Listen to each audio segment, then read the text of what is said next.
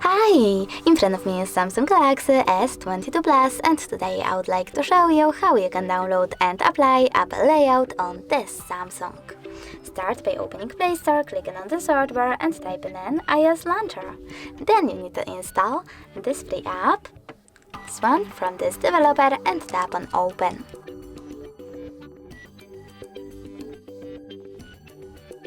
Now wait for the pop-ups to show up, and when they do, select while using the app and allow in all of them.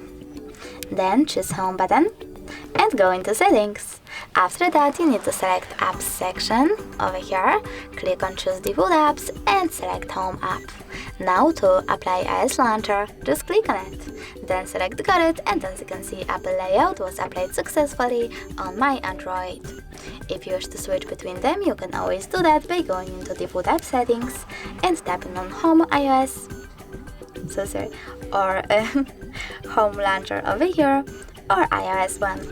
Thanks so much for watching. If you enjoyed this video, leave a like, comment and subscribe. Bye!